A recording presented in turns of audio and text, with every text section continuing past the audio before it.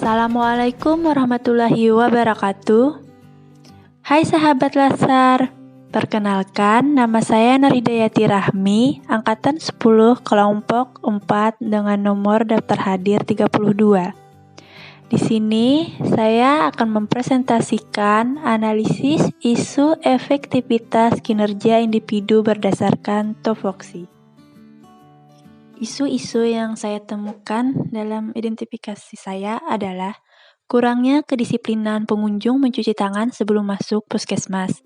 Yang kedua, masih banyak sasaran bayi atau balita tidak datang ke posyandu. Yang ketiga, pada PHBS sekolah masih ada perilaku guru yang tidak mencerminkan PHBS.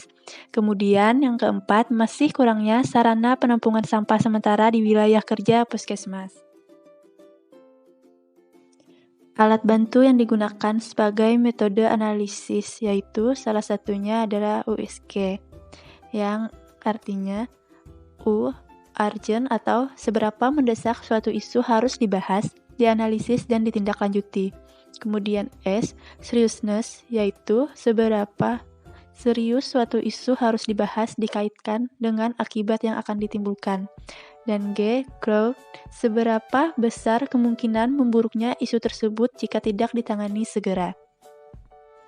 Berdasarkan tabel USG yang saya tampilkan, yang menepati urutan pertama untuk dilakukan tindak lanjut, yaitu masih banyak sasaran bayi atau balita tidak datang ke posyandu.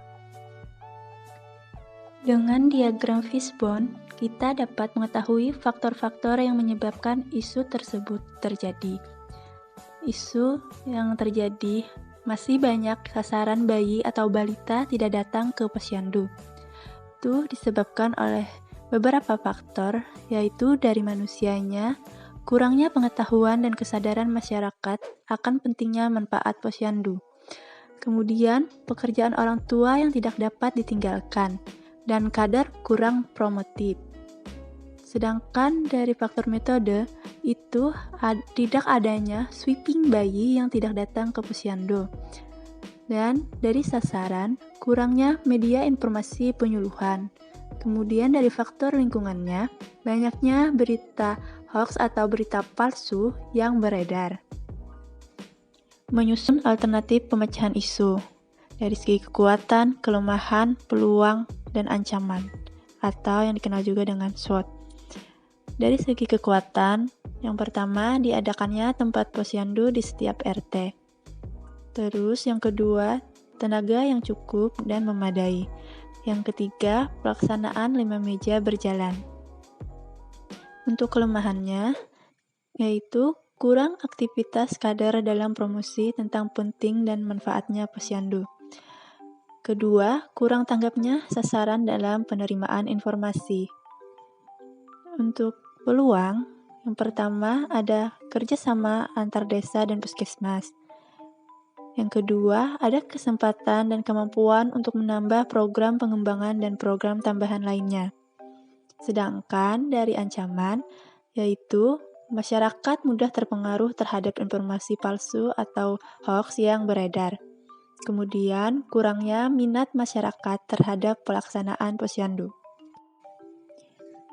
Untuk alternatif penyelesaiannya, yaitu lebih digencarkannya penyuluhan dan peningkatan layanan posyandu. Kemudian tahap setiap alternatifnya berkoordinasi dengan lintas sektor untuk melakukan penyuluhan. Kemudian memberikan pelatihan yang efektif kepada kader. Hasil yang diharapkan yaitu meningkatkan pengetahuan dan pemahaman masyarakat, terutama orang tua tentang pentingnya posyandu, dan tidak mudah percaya terhadap informasi palsu. Para pihak yaitu semua lintas sektor yang terkait. Alternatif penyelesaiannya yang selanjutnya adalah membuat media penyuluhan, di mana tahap setiap alternatifnya membuat media penyuluhan yang menarik dan mudah dipahami. Hasil yang diharapkan yaitu masyarakat menjadi tahu, mau, dan mampu untuk membawa anak balitanya ke posyandu setiap bulannya. Para pihak yang terkait pun yaitu semua lintas sektor terkait. Sekian presentasi dari saya. Semoga video ini bisa bermanfaat bagi teman-teman pejuang Latsar berikutnya.